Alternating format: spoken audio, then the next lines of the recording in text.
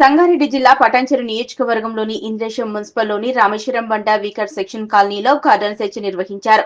Safest weaker section కాలనీగా తీర్చిదిద్దాలని ఈ programme చేయడం జరిగిందని డీఎస్పీ ప్రభాకర్ తెలిపారు. నేరాలను దృష్టిలో పెట్టుకుని ఎలాంటి అవాంఛనీయ ఘటనలు జరగకుండా మాదక ద్రవ్యాలు కానీ అలాగే పత్రాలు సరిగ్గా లేని వాహనాలు ఇక్కడ ఉంటున్న ప్రజలను అనుమానంగా కనిపించిన వ్యక్తులను అదుపులోకి తీసుకుని ప్రశ్నిస్తున్నామన్నారు. ఈ ప్రోగ్రాంలో 78 పత్రాలు లేని వాహనాలను గుర్తించి వాటిని పోలీస్ స్టేషన్ కు తరలించామన్నారు. వీకర్ సెక్షన్ కాలనీలో ఉన్న వీళ్ళందరికీ రోడ్డు భద్రతను గురించి అలాగే గంజాయి అమ్ముతున్నటువంటి వాళ్ళను గుర్తించి తమకు సమాచారం ఇవ్వాలని కోరారు. ఈరోజు మన గౌరవ జిల్లా సూపరింటెండెంట్ ఆఫ్ పోలీస్ గారి ఆదేశాల ప్రకారము మనం ఇక్కడ రామేశ్వరం బండ గ్రామం యొక్క వీకర్ సెక్షన్ కాలనీలో కమ్యూనిటీ కాంటాక్ట్ ప్రోగ్రామ్ అనేది కండక్ట్ చేయడం జరిగింది. దీనికి జిల్లాలోని అన్ని ప్రాంతాల్లో ఉన్నటువంటి పోలీస్ అధికారులు దాదాపుగా ఒక 300 మంది పోలీస్ అధికారులతో ఈ ప్రోగ్రామ్ని నిర్వహించడం జరిగింది. ఇది రొటీన్లో భాగంగా రామేశ్వరం బండ వీకర్ సెక్షన్ కాలనీ అనే దాన్ని సేఫెస్ట్ కాలనీగా ఇది చేయడం కోసం అని చెప్పని ఇక్కడున్న ఎవరైనా చెడ్డవాళ్ళు ఉంటే వాళ్ళని క్యాచ్ చేయడం కానీ లేదా అనుమానిత నిషేధిత వస్తువులు ఏమైనా దొరికితే పట్టుకోవడం కోసం కానీ తర్వాత సరైన పత్రాలు లేనటువంటి వాహనాలని తనిఖీ చేయడం కానీ తర్వాత నేరస్తులు ఎవరైనా ఉంటే అది పాపులర్ చెకింగ్ కానీ వీటి ద్వారా ఐడెంటిఫై చేయడం కోసం అని చెప్పని ఈ కార్యక్రమాన్ని నిర్వహించడం జరిగింది. దాంట్లో ఏంటంటే దాదాపుగా ఒక 78 వెహికల్స్ వరకు సీజ్ చేయడం జరిగింది. వాటిని చెక్ చేసి దాని తర్వాత సరైన పత్రాలు ఉండేదంటే ఉన్న వాటిని వదిలేయడం, రిమైనింగ్ ఎవరైనా నిబంధనలు ఉల్లంఘించి ఉండేది ఉంటే వాటి మీద చర్యలు తీసుకోవడం, ఒకవేళ డాక్యుమెంట్స్ ఏమి లేకుండా ఉండేది ఉంటే అట్లాంటి వాటిని సీజ్ చేయడం అనేది జరుగుతుంది.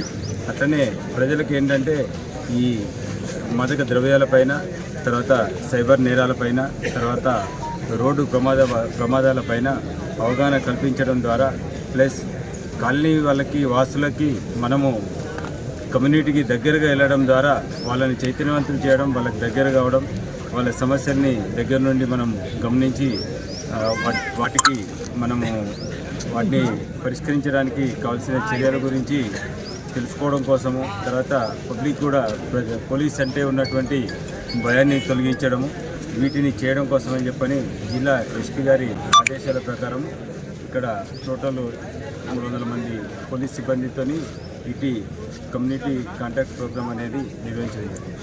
సార్, ఎవరైనా అనుమానితులు కానీ పాత నేరస్తులు కానీ అంటే ఉన్నారు మన దగ్గర దాదాపుగా ఒక 10 మంది వరకు మనం ఇది చేసాము. వాళ్ళని పాపులర్ చెకింగ్ ద్వారా పట్టుకోవడం జరిగింది. వాళ్ళని ఒకసారి వాళ్ళ యాక్సిడెంట్స్ ఏమున్నాయి అనేది వెరిఫై చేసుకొని అవసరమైతే తీసుకొని ఇది చేయడం జరుగుతుంది. లేదు వాళ్ళ ఏమి లేకపోయి ఇది చేస్తే పంపించడం. ప్రజలలో ఒక ధైర్యాన్ని నింపడం కోసం, ప్రజలకు పోలీస్ భరోసా ఇవ్వడం కోసం ఈ కార్యక్రమం చేపట్టడం జరిగింది.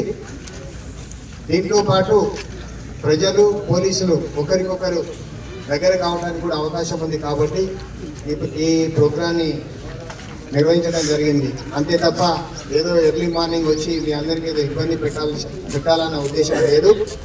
దీనివలన ఏంటి అంటే కొంతమంది ఎవరైనా అసాంఘిక కార్యక్రమాలు చేయాలనుకున్నా లేకపోతే ఏదైనా నేరాలు చేయాలన్న ఆలోచన ఉన్నా కూడా అలాంటి వారికి ఒక భయం కలిగించడం కోసం కూడా ఈ కార్యక్రమం ఉపయోగపడుతుందన్న ఉద్దేశంతో మా జిల్లా ఉన్నతాధికారి సూపరింటెండెంట్ ఆఫ్ పోలీస్ గారి ఆదేశాల మేరకు మేము ఈ కార్యక్రమం నిర్వహించడం జరిగింది. దీనివలన మీకు ఈ కార్యక్రమం ఇప్పుడు దీని ద్వారా మీకు ఏమైనా సమస్యలు ఉన్నా కూడా మీ కాలనీలో ఎవరైనా ఎట్లాంటి అసాంఘిక కార్యక్రమాలు నిర్వహిస్తున్నా కూడా దాన్ని కూడా మీరు ఇప్పుడు మాకు దృష్టికి తీసుకురావడం చేయటం వలన మేము కూడా దాన్ని ఏ విధంగా నిర్మూలించాలన్న దాని గురించి కూడా ఆలోచించడం జరుగుతుంది. అలాగే ఇంకొకటి ఏంటంటే మీ అందరికీ తెలుసు, ఈ ఒక్క కార్యక్రమంతో కాదు మీలో మార్పు రావాలి. మీరందరూ ఎక్కడి నుంచో వివిధ ప్రాంతాల నుంచి దేశంలో వివిధ రాష్ట్రాల నుంచి వచ్చి ఇక్కడ ఉంటున్నారు. మీరందరూ సోదర భావంతో అందరూ ఒకరికొకరు మంచి స్నేహపూర్వకమైన వాతావరణంలో ఉండాలి. అంతే తప్ప ప్రతి చిన్న విషయానికి అనవసరమైన గొడవలు పడి అనవసరమైన కేసుల పాలు కాకుండా ఉండాలి. అప్పుడప్పుడు మనం చూస్తున్నాం, మీ అందరికీ కూడా తెలుసు, మీ దగ్గర నుంచి చిన్న చిన్న గొడవలు పెట్టుకొని కొట్లాడుకొని అప్పుడప్పుడు పోలీస్ స్టేషన్ రావడం కూడా జరుగుతుంది. అదంతా ఏంటంటే అవగాహన లేక, ఓపిక లేక, క్షణికావేశంలో చేసుకునే పొరపాట్లే. ఈ మధ్యలో మీకు కూడా తెలుసు, చాలా 2-3 సంఘటనలు జరిగినాయి. అక్కడక్కడ కొట్లాడుకోవడం, గాయాలు చేసుకొని పోలీస్ స్టేషన్కి వచ్చి కేసులు చేయడం జరిగింది. ఆ కేసులు చేయడం వలన నష్టం ఎవరికి జరుగుతుంది? మీకే జరుగుతుంది.